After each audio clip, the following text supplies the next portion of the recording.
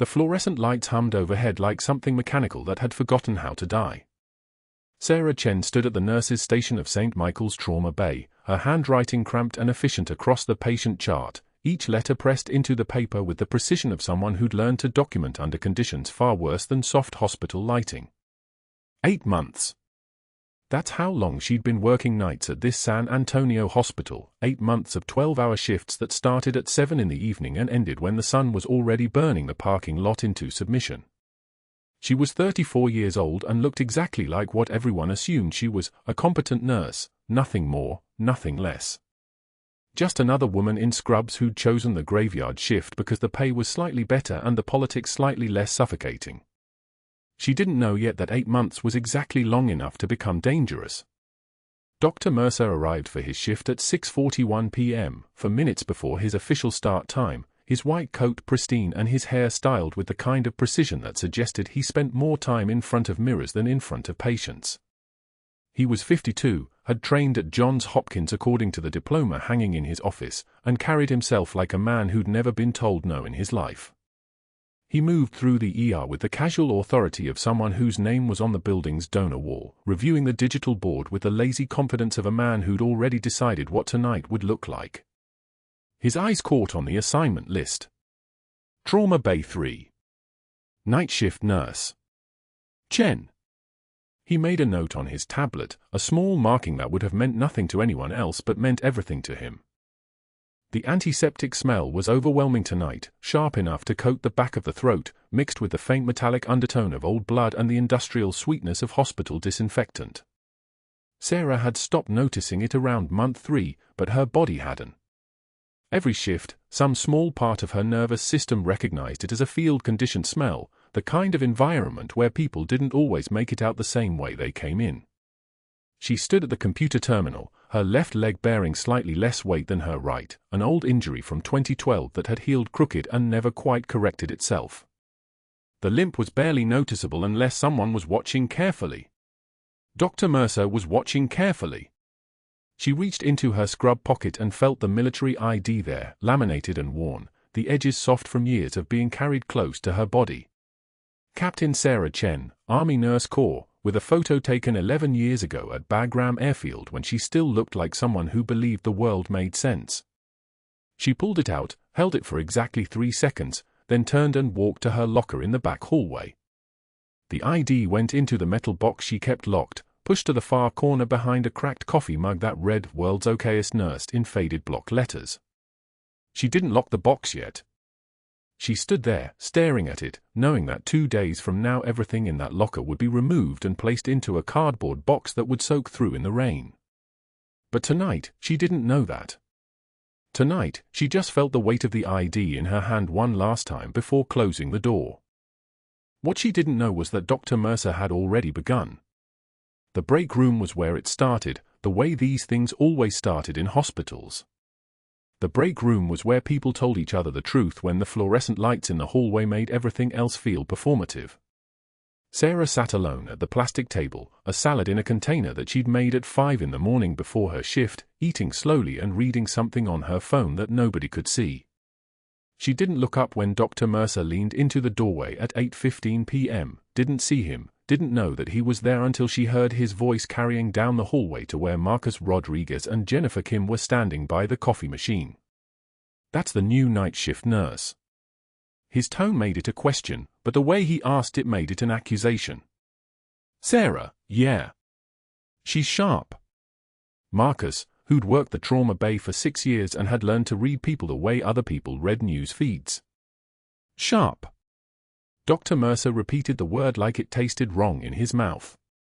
That's interesting, because her previous facility had some concerns about her credentials. Very serious concerns, actually.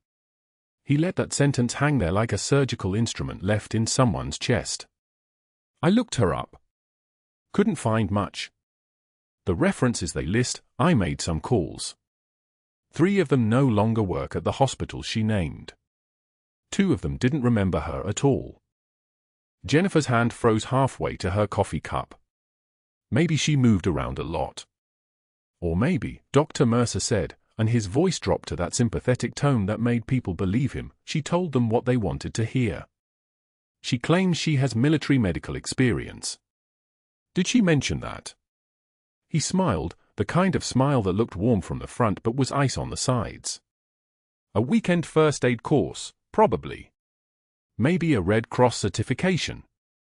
But she talks about it like she's some kind of combat medic, and I think we need to be careful about nurses who embellish their qualifications. It's a liability. He didn't wait for a response. He just turned and walked back toward the ER, leaving the break room quiet except for the sound of the refrigerator humming like something drowning in slow motion. Sarah finished her salad. She didn't look up from her phone. But her hands had gone very still, the kind of still that comes from years of practice not reacting to things that would make other people's hands shake. She counted her breathing, in for 4, hold for 4, out for 4. A technique she'd learned in 2010, refined in 2011, perfected in 2012. She set her container in the sink and walked back to the trauma bay like a woman made of something harder than bone. The next night, the break room was visibly different. Sarah noticed it the way you notice temperature changes, not with your eyes at first, but with something older in your nervous system. When she sat down at the plastic table with her salad, Jennifer excused herself. Then Marcus. Then the respiratory therapist who'd been asking her questions about intubation technique last week stood up and suddenly needed to check on supplies. By 9:36 p.m., she was eating alone at a table that had held 6 people 15 minutes earlier. The salad was the same. The table was the same. Everything else had changed. She continued eating. She didn't push the container away or leave early. She finished every bite with the same mechanical efficiency she used for everything else, each movement economical, nothing wasted. Her face was what people would call blank, though blank suggested an absence of something, when really it was the presence of everything held perfectly still. When she was finished, she rinsed her container and walked back to the trauma bay, where a patient with a compound fracture was waiting. By the end of the third night, the rumor had evolved. Dr. Mercer had upgraded his narrative in the break room, where he stood now with the kind of grave expression people used when discussing serious crimes. "I'm actually quite concerned about her," he said to a small group that included the day shift nursing supervisor. "There's a pattern here. She was fired from her last position, ask her about that sometime, and I've been hearing from colleagues that her references were actually fabricated. The whole military background is questionable. I'm just saying, when patient safety is at stake, we have an obligation to ask hard questions." The words were carefully chosen to avoid being technically false while being strategically devastating. He hadn't said she was fired, he'd said she was fired with a slight upward inflection that made it a question only technically. He hadn't said the references were definitely fabricated, he'd said they were questionable, which meant anyone listening had to complete the thought themselves, which meant they believed it more than if he'd told them directly. It was the kind of lie that traveled further because it forced people to own it. Sarah was coming out of room 412, where she'd just finished helping a woman with acute pancreatitis get settled into pain management, when she heard a code call overhead. The words came through the intercom system in that flat, professional tone that somehow managed to sound both urgent and mundane. "Code Blue, Trauma 4. Code Blue, Trauma 4. Rubber-soled shoes squeaked against tile as people moved. The ventilator from the crash cart made its small wheeze as it was pulled from the wall. The monitor in room 412 beeped steadily behind her, patient stable, patient breathing, patient alive, and Sarah turned toward the trauma bay where someone's heart had decided to stop doing its job. She didn't know that in 2 days, she would stand in a room and hold a dying man's heart in her hands while Dr. Mercer froze like a deer caught between possibilities. She didn't know that would be the moment everything changed. She just knew that right now, in this moment, someone needed her to move faster than the rest of the team, to think clearer, to be better than she was supposed to be. She moved toward the trauma bay with the kind of speed that came from muscle memory, from 1,000 shifts in 1,000 places that looked exactly like this one. What she didn't know was that Dr. Mercer had already written the ending. The septic patient arrived at 11:36 p.m., already circling the drain. Mr. Alvarez, 53, diabetic, with a perforated appendix. No one caught until his blood pressure started collapsing and his white count hit 18,000. The ER nurses called Sarah because she moved fast and asked questions nobody else wanted to hear answers to. By midnight, he was in the ICU bay with a central line running, broad-spectrum antibiotics pushing through the 4, and Dr. Mercer standing at the foot of his bed reviewing the orders with the flat expression of a man who never second-guessed himself. Sarah was adjusting the infusion pump when she saw it. The dosage written in Mercer's handwriting on the chart, 500 milligrams of vancomycin. She did the math in her head first, a habit from years of seeing what happens when you don't, then moved to the monitor where the patient's weight was listed. 68 kilograms. Vancomycin at this dose was 3 times the standard protocol for a patient his size. Standard was 15 to 20 milligrams per kilogram. Mercer had written enough to tank his renal function inside 48 hours. She found Mercer in the hallway outside the ICU. His presence was the kind that made the air feel thinner, not authority, just the smell of cologne and the way he moved like the space around him belonged to him. She approached quietly, the chart folder in her hands, her voice level and deferential the way she'd learned to be in the break room. "Dr. Mercer, I wanted to confirm the vancomycin dosage for Mr. Alvarez. The calculation at his weight would be approximately." "The dosage is correct," he said without looking at her. His voice was smooth, dismissive, the kind that got used to being final. "At 68 kilograms, standard protocol is 15 to 20 milligrams per kilogram. The order as written is closer to 60. Mercer turned to face her then, and his eyes went cold. Not angry, worse. The kind of cold that comes from feeling challenged by someone you've already decided wasn't worth your attention. "Are you questioning my clinical judgment?" Sarah kept her voice steady. "I'm asking for clarification on the dosing calculation." "The dosage," he said, each word separated by the kind of pause that made them hit harder, "is appropriate. You'll administer it as written, or you won't administer it at all. Is that clear?" The hallway smelled like antiseptic and old coffee. A monitor beat somewhere behind them, steady and rhythmic. Sarah nodded, closed the folder, and turned away.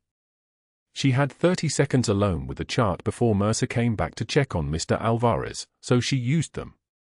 She pulled the vancomycin vial, checked the dose 3 times against the weight-based calculation, and corrected the order herself, writing in the margin in her own handwriting, initialing it, and documenting the reason for the change in the pharmacy notes with clinical language that would survive any audit. Dosing adjusted per standard protocol for patient weight, original order exceeded safe parameters.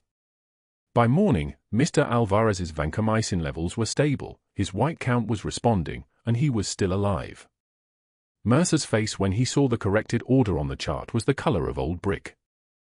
What happened next didn't just silence the room, it escalated everything. By 7 a.m., Mercer had a printed document in his hands. An official write-up on St. Michael's letterhead with Sarah's name at the top and the words "Insubordination, Nurse Chen continues to overstep her scope of practice and challenge physician authority" in bold text. He didn't just file it with HR. He walked it to the unit board in the break room, pinned it with a thumbtack directly above the coffee station where every nurse on the day's shift would see it, and stood there while 3 residents came in for their morning rounds, watching them read it, watching Sarah's name sink in. Sarah saw it at 7:36 a.m. when she poured her second cup of coffee. The paper was crisp, newly printed, the staple holes still bright silver. Her name in clinical language that meant nothing and everything, insubordination. As if asking a question was mutiny. As if saving a patient's life was exceeding her authority.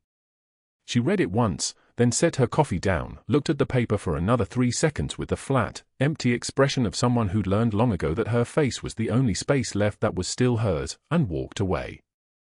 Behind her, she heard one of the day shift nurses whisper to another, "Did you see? She didn't sleep. She couldn't." She showered, changed into fresh scrubs, and came back for the evening shift because that was what you did when you were 8 months into cover and couldn't afford to break protocol. She was restocking the crash cart in Trauma Bay 2 when Mercer's voice cut through the ICU intercom. "Nurse Chen to Mr. Alvarez's room. Now." His wife was there. Mrs. Alvarez, eyes red-rimmed, hands folded so tight her knuckles had gone white. Mr. Alvarez was asleep, his vitals stabilizing, the sepsis responding to the corrected protocol, and Mercer stood between Sarah and the bed with the kind of stance that made it clear this wasn't a clinical conversation. "This patient's wife," he began, his voice loud enough for the hallway to hear, "has expressed some concerns about the quality of care she's been receiving." He didn't look at Mrs. Alvarez. He looked at Sarah. Specifically about a nurse who thinks she's a physician. Who thinks she can alter treatment orders. Who thinks her clinical judgment supersedes an attending doctor's recommendations. Sarah stood still. Her hands were loose at her sides.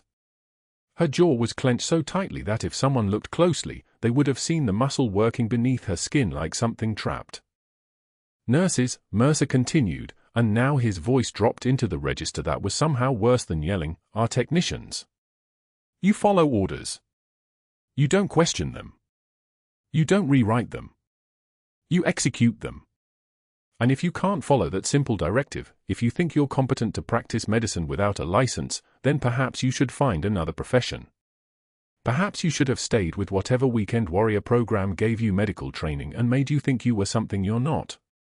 Mrs. Alvarez gripped her husband's hand tighter. The monitor beeped. Once. Twice.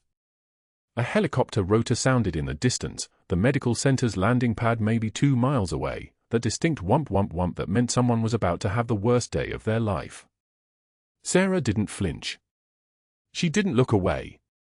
She held his eyes with the kind of gaze that came from having watched men die and come back and die again, from having triaged in dust storms where the air tasted like iron and burning fuel, from having made decisions that meant some people would see their kids again and some wouldn't.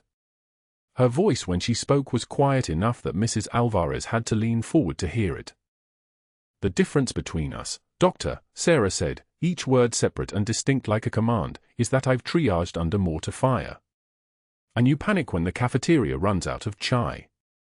The silence lasted maybe 2 seconds.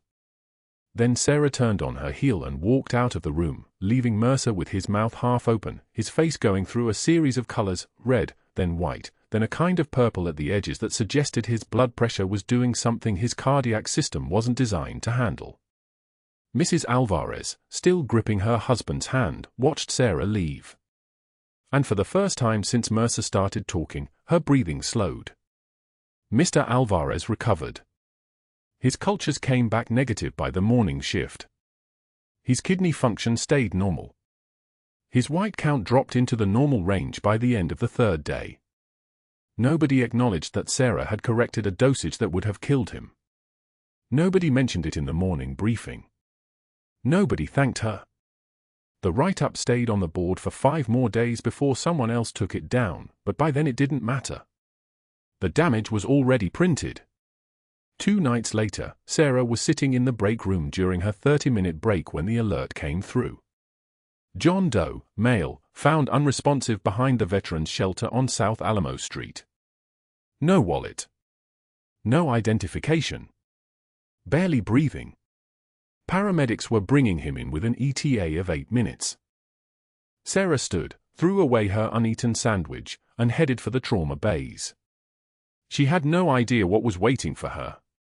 The trauma bays hummed with their usual midnight rhythm, ventilators wheezed, monitors beeped their algorithmic songs, fluorescent lights buzzed like agitated wasps overhead.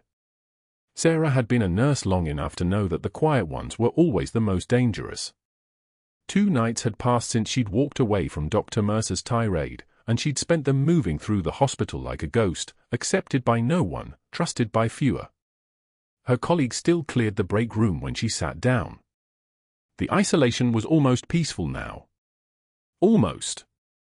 The ambulance call came in at 11:27 p.m., a John Doe found in an alley behind the Pearl District, barely breathing, no wallet, no phone, no ID of any kind. Just a man in a shredded jacket, ribs visible through torn fabric, unconscious and circling the drain. The paramedics had stabilized his airway and started a line, but his blood pressure was dropping like a stone through water. 80/50. 75/40. The kind of numbers that made time compress. Sarah was assigned to him before he hit the gurney. She didn't think about Mercer. She didn't think about the break room or the whispers or the way people looked through her now like she was made of glass. When the stretcher rolled through the ambulance bay doors, her hands were already moving, already reaching for the trauma shears clipped to her scrub pocket. The jacket was soaked with something darker than rain, blood, old and new mixed together, the smell of copper and diesel exhaust and something else, something like gunpowder residue, though she didn't let herself think about that. "Let's get him to Bay 3, the senior resident called out. 2 large ball lines. Full trauma workup. Type and cross for 6 units. Sarah cut through the jacket with methodical precision. The shears made that distinctive snipping sound, not violent, just efficient. The fabric peeled away from his chest, revealing pale skin mottled with old scars. Surgical scars. Bullet wounds. A long thin line across his ribs that had been stitched by someone who knew what they were doing. Someone military. And then something fell. It landed on the gurney with barely a whisper of sound, a patch, faded almost to nothing, the gold stitching almost unrecognizable but not quite. The 75th Ranger Regiment. The colors had bled into each other over decades, but there was no mistaking what it was. Sarah's hand stilled for exactly 1 second. 1 second where the entire room seemed to hold its breath. Behind where the patch had been sewn, tucked deep into the lining of the jacket like a secret, was a military ID. The plastic was creased, bent at the corners from being carried for years. She knew without picking it up what it would say. She picked it up anyway. Staff Sergeant Marcus Webb. Bagram Airfield, 2012. The photo showed a younger man with harder eyes and the particular 1,000-yard stare of someone who'd spent too long seeing things no one should see. "Get 2 of those lines established," the resident was saying. "Sarah, can you get an arterial line set up? He's hypotensive. We need better monitoring." She moved. Her hands found the equipment with the unconscious grace of muscle memory. A 22-gauge needle. The radial artery. The landmark was 3 centimeters proximal to the wrist crease, 1 centimeter medial to the palpable artery. She'd done this in worse conditions than this, in convoy trucks with the suspension bottoming out over Afghan roads, in fobs with mortars falling close enough to rattle the windows, in med tents where the only light was from chemical glow sticks and the blood never completely washed out of the sand. The needle went in on the first try. The line secured, transduced, waveform climbing across the monitor. The resident was already working on his abdomen, palpating, looking for the source of the bleeding. Abdominal trauma. Possible hepatic laceration. Possible splenectomy candidate if the bleeding didn't stabilize in the next 20 minutes. "Good line," someone said. One of the nursing students, watching her with an expression somewhere between curiosity and something else, recognition, maybe. "That was smooth." Sarah didn't respond. She was already moving to the next task, securing the arterial line catheter, running normal saline wide open, hanging blood from the emergency reserve. The resident kept calling out orders and she met them before he finished speaking. "Type and cross? Already sent. 2 more large ball lines? Already running. A line? Secured. Foley? In place." Their rhythm was tight, efficient, the kind of synchronization that only happened when people trusted each other's competence absolutely. That was when Dr. Patel arrived. He came through the trauma bay doors wearing street clothes, a gray hoodie, jeans, his stethoscope around his neck. The traveling ER doctor they'd been warned about during shift change. Former Army combat medic, someone had mentioned. The kind of physician who showed up for 2 weeks every rotation, asked unsettling questions about protocol, and somehow made the resident doctors feel simultaneously inadequate and taut. He stopped inside the bay, just for a moment, and watched Sarah work.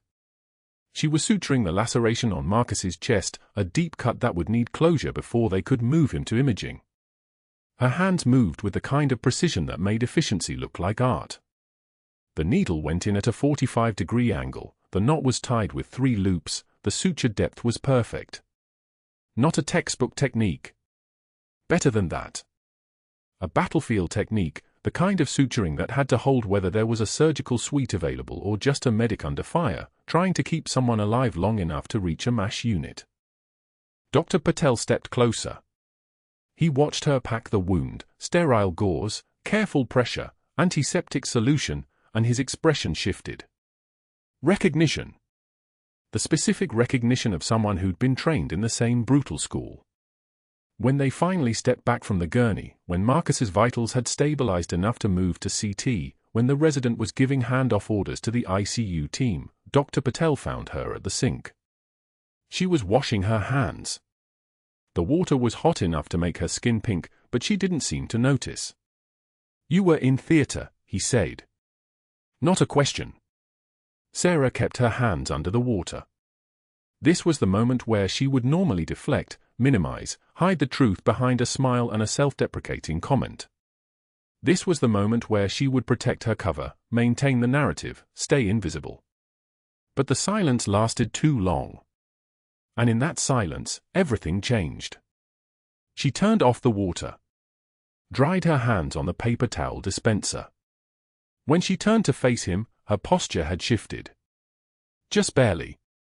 Just enough that if you were looking for it, you'd see the difference between the quiet nurse and the soldier underneath. 12 years, she said. 3 tours. 75th Ranger Regiment, attached to the 10th Combat Aviation Brigade at Bagram. Dr. Patel's eyes widened. Just slightly. But it was enough. "You performed a field thoracotomy in there," he said quietly. With a skill level that, he stopped. Shook his head. "No civilian nurse learns that." "No," Sarah agreed. "They don't." He looked at the closed trauma bay doors. At Marcus Webb lying inside, stitched and stabilized and still breathing because of a woman the hospital was quietly trying to disappear. And then he looked back at Sarah. "Captain," he said. "Just the rank. Just the one word." Sarah didn't confirm or deny it. She didn't have to. The truth was written in her hands, in the way she'd moved through that trauma, in the sutures that would hold because they'd been tied by someone who'd held Marines together under fire. Dr. Patel pulled his phone from his pocket. Whatever he was about to do next, whatever he was about to say, it would change the trajectory of everything. The room seemed to hold its breath again, waiting. But Sarah was already moving. Moving toward the ICU. Moving toward her next patient. Moving because staying still meant answering questions, and answering questions meant exposure, and exposure meant the mission ended before she could finish what she'd been sent here to do. The fluorescent lights hummed overhead. Somewhere down the hallway, a monitor beeped. The night shift continued its endless rhythm, and Sarah Chen became a ghost again, invisible among the machines and the dying and the small fierce battles that happened every night in places like this, where the real soldiers never wore their medals where anyone could see. The monitor went flat at 4:33 a.m. One sustained wail of a tone that meant no heartbeat, no pulse, no electrical activity in the chamber that had pumped blood through Marcus Webb's chest for 38 years. Sarah heard it from 2 rooms down, that sound that split seconds into before and after. She was already moving when the code alarm shrieked through the ICU, a mechanical banshee that brought every head up from paperwork and turned the morning shift into something sharp and urgent. She was first into the room. Marcus lay motionless on the bed, his chest still rising and falling from the ventilator even though his heart had stopped listening to signals. The monitor painted a flat green line across black. Asystole. Dead. Dr. Mercer stood in the doorway, his face slack, his hands empty, his mouth opening and closing like a fish pulled from water. The respiratory therapist was frozen. The charge nurse was reaching for the crash cart, but she moved like someone underwater. Sarah didn't wait for orders. She didn't wait for Mercer to find his voice or for the internal medicine resident to arrive or for the attending to show up with credentials and authority and a plan. She grabbed the scalpel from the crash cart, the sterile field already open, instruments laid out like the room had been expecting this exact moment. Her hands moved on their own. Muscle memory. Muscle truth. 3 incisions. Left side, mid-axillary line. 1 cut to open the skin. one to go through the fascia, one to breach the pleura. The movements were not hesitant or exploratory. They were the work of someone who had done this in a forward aid station in the mountains of Cunha province, with mortar fire walking up the hillside, with blood that smelled like copper and fear, with nothing but her hands and whatever was in her aid bag. The scalpel opened Marcus Webb's chest like opening a door she knew by heart. "Get me a spreader," she said. Not a request. Not a question. A command. The resident fumbled one from the cart. Sarah took it and pressed the handles down, spreading his ribs with her hands, the sterile gloves stretching. His heart lay there, purple and still, looking like something already mourned. She reached in and found it, warm, slick, useless. She placed her palm against the left ventricle and began to compress. Not the violent pumping you see on television. Controlled. Rhythmic. The way you massage a heart back to work when it has forgotten how to live. "Get me one of for epi," she said. "Push it straight into the chamber." "You don't have the..." someone started. "Do it." The medication went in. The needle punctured the heart wall and delivered epinephrine directly to the tissue that had stopped listening. Sarah's other hand kept moving. Compress. Release. Compress. Release. Her scrubs were soaking through already, blood warm and dark, spreading across her chest and arms like she was being reborn in crimson. The ventilator whooshed. The monitor still wailed its flat song. 30 seconds. 45. 1 full minute. And then something changed. A flutter. A single disorganized electrical firing. Then another. Then a rhythm, irregular at first, then stronger, then real. The monitor bleeped once. Twice. A sinus rhythm climbing back from death, each beat a small rebellion against the void. Sarah didn't stop. She kept her hand on that heart, kept the rhythm going, kept pushing blood through veins that were starting to remember how to carry it. Blood pressure rising, someone whispered. 70/40. 75/42. "Get him to OR," Sarah said. "Internal chest bleed. Probable pericardial tamponade. He needs a surgeon."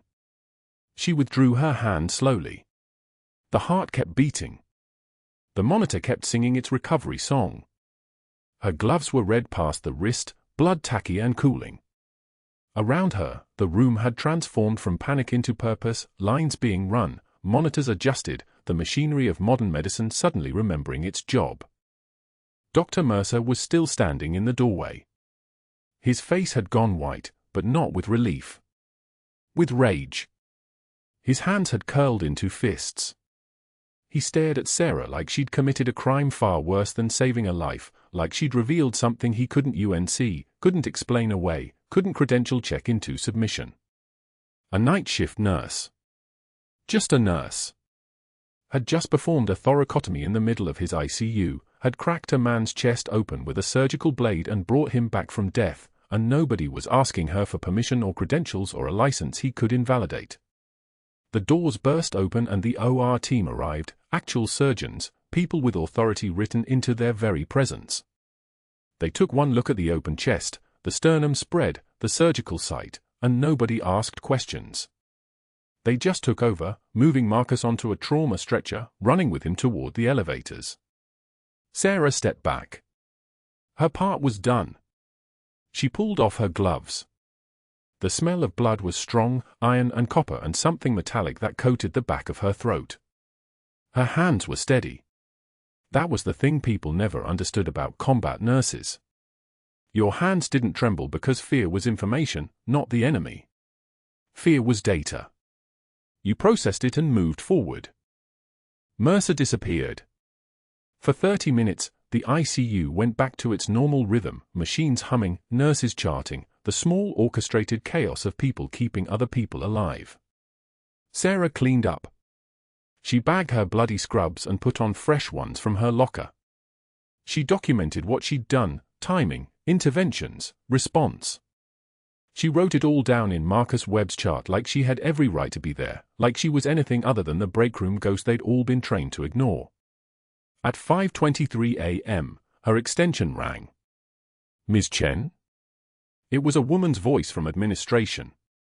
Cold. "Official. Please report to Human Resources immediately." The HR office was on the 3rd floor. Sarah took the stairs. She knew what was coming.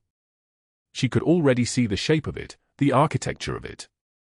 Someone had called. Probably multiple someones. The calls had started before she'd even changed out of her blood-soaked scrubs.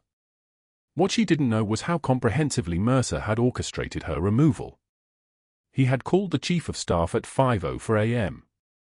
Called HR at 5:08. Called the hospital attorney at 5:12. Called the board chair at 5:15. For calls in 11 minutes, each one calmly explaining that Sarah Chen had performed an unauthorized surgical procedure without credentials, that she had violated multiple protocols, that she was a liability the hospital could not afford, that she needed to be terminated immediately before she killed someone. The narrative was clean. Professional. Devastating. He had framed her heroism as recklessness. Her competence as insubordination. Her life-saving instinct as a threat to institutional control. Security was waiting for her in HR. "I'm sorry," the HR director said, not sounding sorry at all. She didn't make eye contact. "We're going to need your badge. You're being terminated for cause. Unauthorized practice of medicine. Patient endangerment." Sarah unclipped her badge from her scrubs. 40 pounds of pressure behind her eyes, but her face was a still lake. She had heard worse in worse places. She had held worse in her hands. "I'd like to collect my personal items," she said. "We'll get them for you." But they let her go to her locker. Maybe they were afraid of what she'd do. Maybe they could smell something on her that made them cautious, not the blood, but something deeper. The temperature of someone who'd stopped playing by the rules other people made. Her locker contained almost nothing. A cracked ceramic mug that said "World's Okayest Nurse" from someone she'd worked with in Fort Hood. A dying succulent that hadn't seen sunlight in 4 months. A photograph printed on paper that had faded and creased, her Ranger unit outside Bagram Airfield in 2011. 23 faces. 11 of them were dead now, scattered across mountains and valleys, and the simple bad luck of being in the wrong place at the exact moment when luck ran out. Security packed it into a cardboard box. Watched her walk out with it balanced on her hip like a child who no longer wanted to be held. The rain started as she reached the parking lot. Not dramatic rain. Just San Antonio rain in the pre-dawn gray, steady, cold, purposeful. She stood at the bus stop on the corner of Babcock and Bliss, the cardboard box balanced on her hip, water soaking through the bottom. The ink on her termination letter began to run, blue bleeding into black, the words becoming abstract. She had been placed at St. Michael's 8 months ago by Army intelligence. Not officially. Not on any roster that existed. Her orders had been explicit: maintain cover as a night shift nurse, gather evidence on a contractor named Victor Calloway who was using hospital supply chains to smuggle controlled medications, oxycodone, fentanyl, gabapentin, to black market buyers overseas, 3 countries, 17 connection points. The investigation had taken 2 years to set up. The cover had been built in layers. She had become Sarah Chen completely. She had lived her cover so thoroughly that the line between who she pretended to be and who she actually was had become the kind of line that didn't exist anymore. But now her cover was blown. The investigation was in jeopardy. The evidence she'd gathered was still good, it was in a secure server in a room she'd never been to, but her presence at the hospital had been compromised. Mercer would dig into her file. Someone would eventually ask the questions that led to other questions. The window was closing. A bus arrived. She watched people board. She didn't move. Her phone buzzed. A text from her handler: extraction protocols active. Stand by. She deleted it. A second text: orders pending briefing. Do not engage. She deleted that one too. The rain kept falling. The water soaked through the cardboard and she felt the mug shift inside, something breaking further. Everything she had built at St. Michael's was already breaking. The mission was compromised. 2 years of intelligence work might be gone. 8 months of becoming someone else, of being invisible and small and carrying competence like a secret, all of it erased because she couldn't let a ranger die on a clean hospital floor when she'd kept so many alive on blood-soaked dirt half a world away. She would have made the same choice again. That was the part that terrified her more than the rain or the termination or the blown cover. The certainty of it. The absolute knowing that when you strip away the mission parameters and the operational security and the orders from people who'd never held a dying soldier in their hands, there was nothing left but the simple bone-deep truth: you did not let your people die. Not if you could stop it. Not if you still had a pulse and hands and the smallest shred of skill left in your body. She had destroyed her cover to save a man's life. And given the chance to rewind, she would do it again without hesitation. The next bus came. She boarded it. Her apartment was small, a studio in a complex where nobody knew her name, paid in cash, the kind of place where people didn't ask questions about the woman in 14C.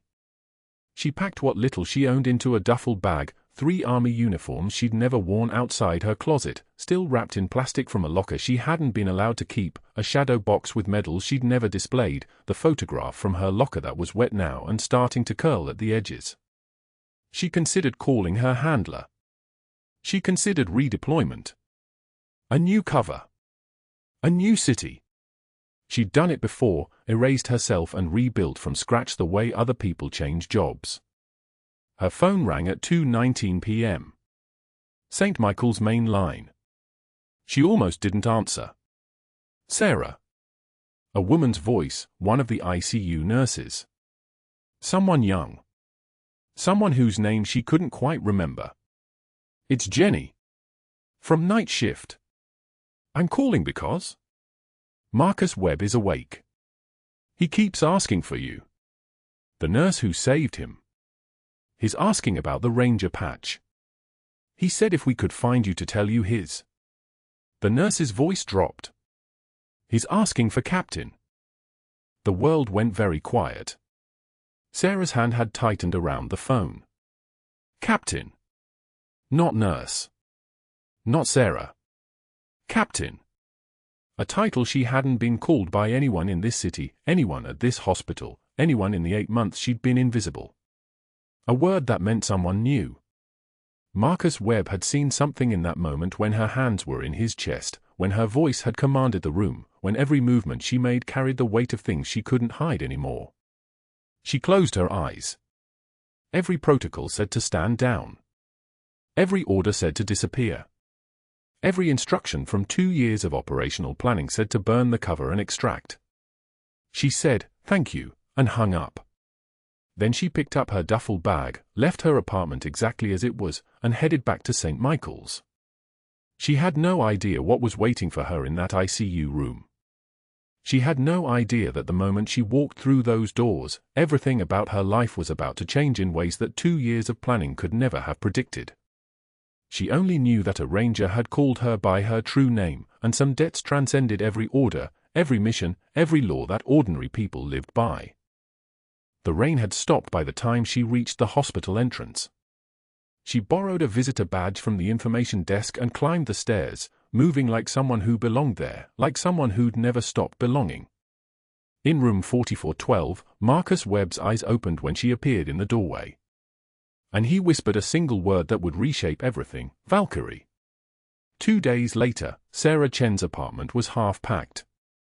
A cardboard box sat open on her kitchen table, 3 uniforms folded precisely, a photo album with the corners worn soft, her old Ranger issue boots placed sole to sole. She'd been staring at these same objects since dawn, waiting for the call that would tell her to run again. The apartment was silent except for the hum of the refrigerator and the sound of rain against the window, steady, relentless, the kind of rain that washed nothing clean. Her phone rang. St. Michael's main line. She didn't recognize the voice on the other end, female, professional, carefully neutral. "Is this Sarah Chen?" Sarah's hand tightened on the phone. Staff Sergeant Marcus Webb is awake. He's asking for the nurse who saved him. Specifically, he's asking for the one with the Ranger patch. Sarah didn't speak. He's been asking all morning. Kept saying one word. Valkyrie. That means something to you. Sarah set the phone down slowly, as if it might shatter. Valkyrie. The call sign she'd carried for 11 years before she became a nurse, before St. Michael's, before the deep cover that was supposed to keep her safe. She grabbed her visitor badge from the junk drawer, laminated, generic, easy to move through a hospital in. 15 minutes later she was sliding past the security guard at St. Michael's entrance, the badge clipped to her scrub collar, her limp barely noticeable under the fluorescent lights. The ICU doors hissed open. The hallway smelled like antiseptic and something else, authority. Men in pressed uniforms stood outside Marcus Webb's room like sentries. 2 Army officers in Class A dress greens, a Marine colonel whose chest was a constellation of ribbons, another officer with a 2-star general's insignia on his shoulder. They turned as she approached. The youngest Army captain nodded her through without question. Somehow they already knew. Marcus Webb's eyes opened the moment she stepped through the door. He'd been pale an hour ago, now his face had color, recognition, something burning behind his gaze that made the machines monitor his heart spike. He tried to sit forward and winced but didn't stop. His voice was hoarse from the ventilator tube but clear. Valkyrie, he whispered. The room went so quiet you could hear the fluorescent lights hum.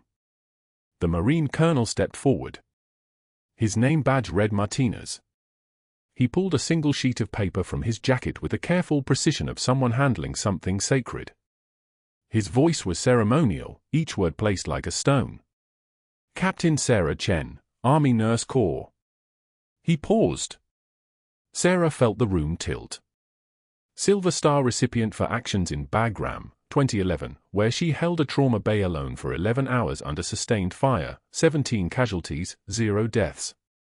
Another pause. His eyes met hers. You're the reason we came home. The door burst open. Dr. Mercer, face twisted, sweating. He looked at the uniforms, at Sarah, at Marcus Webb propped up in the ICU bed. What in God's name is happening here? Who authorized this? She has no business being in this hospital. She's a fired employee and I want security called now. His voice cracked at the end, not with uncertainty but with the sharp edge of panic. A man watching his world collapse in real time. The 2-star general turned slowly. Deliberately. He looked at Mercer the way one might regard something stuck to the bottom of a shoe, not with anger, but with absolute disinterest. Then his gaze moved to the bedside table. Bronze star. Purple heart. Stacked carefully beside a water glass. The general spoke so quietly the room had to lean in to hear him. Doctor, you just fired one of the most decorated combat nurses in the U.S. Army. A woman who was here on an active intelligence operation you nearly compromised. Mercer's mouth opened. The general continued. And you did it to cover for the money you were taking from a drug trafficking ring. 2 people stepped forward from the back of the room. Woman and man, both carrying federal credentials on lanyards. The woman was younger, dark eyes, the kind of focus that came from field work. She opened a file folder. Dr. Richard Mercer, I'm Special Agent Torres with the Federal Bureau of Investigation. She held up a printout. 2 hours after you terminated Captain Chen, you accessed federal personnel databases without authorization. Attempted to alter her service records to justify your termination decision. She turned a page. That triggered automatic flags with the Defense Department. Mercer's voice came out strangled, pleading. I was verifying credentials, this is some kind of mistake. Agent Torres didn't pause. She was a machine now, steady and relentless. We also have financial records showing 3 wire transfers from Callaway Medical Supply LLC to your personal account over the past 6 months. She held up another page. $47,000. The same contractor Captain Chen was investigating for controlled substance trafficking into military hospitals across 12 states.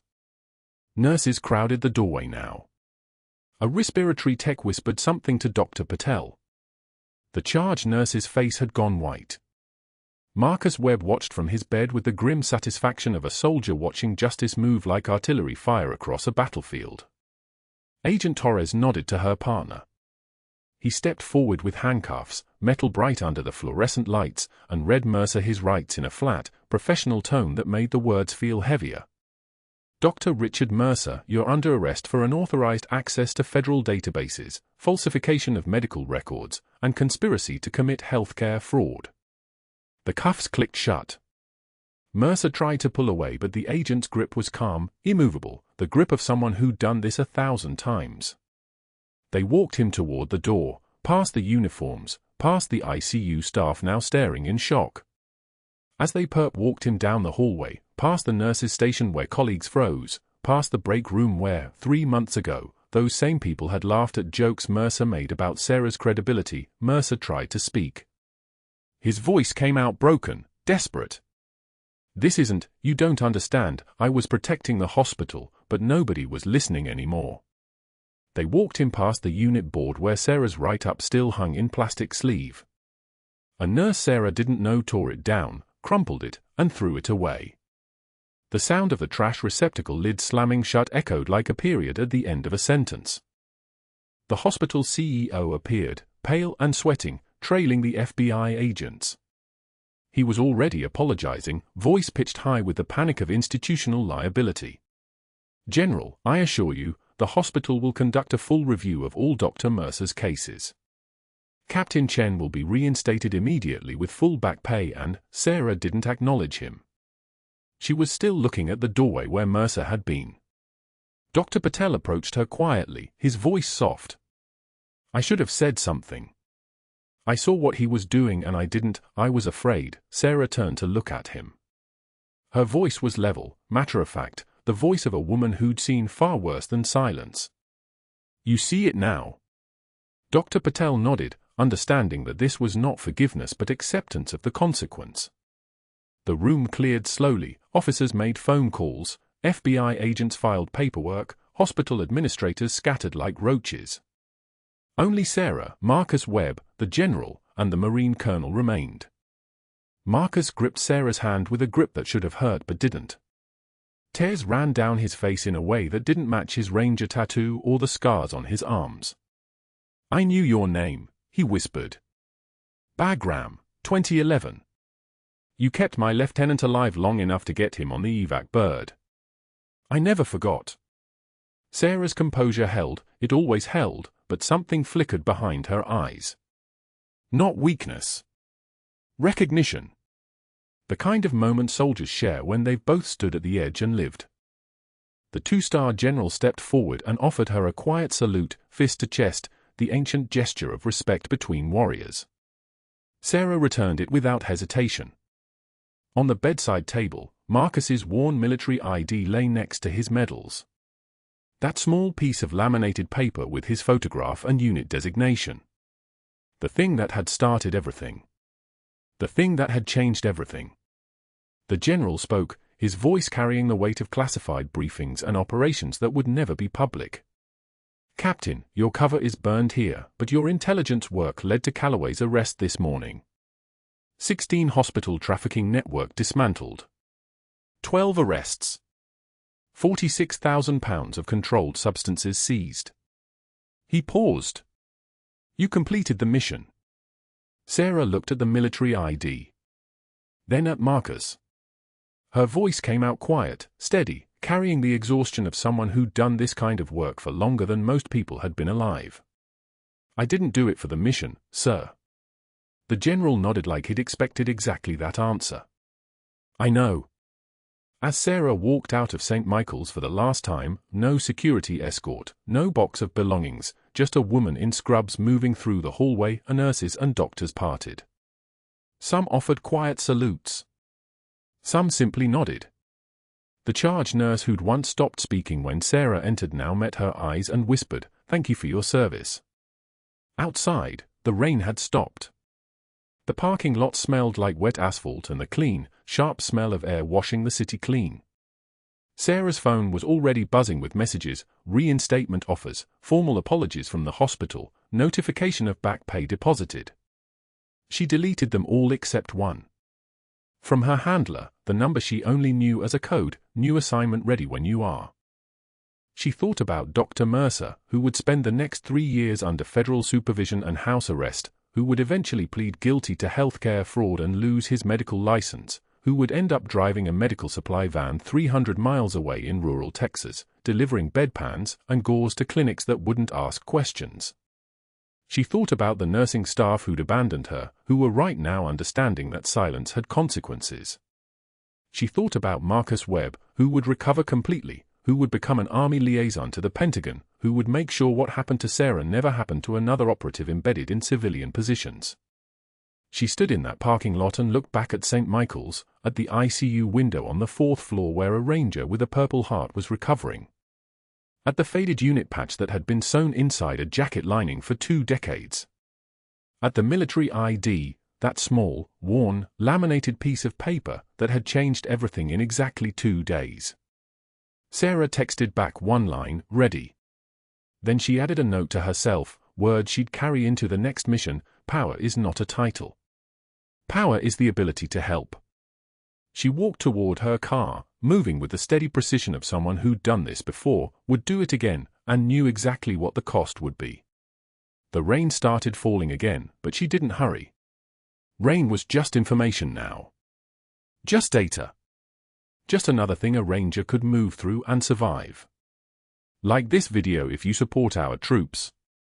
And if you or someone you love has served, let us know in the comments, we'd be honored to hear from you. Subscribe and let's get back to the story.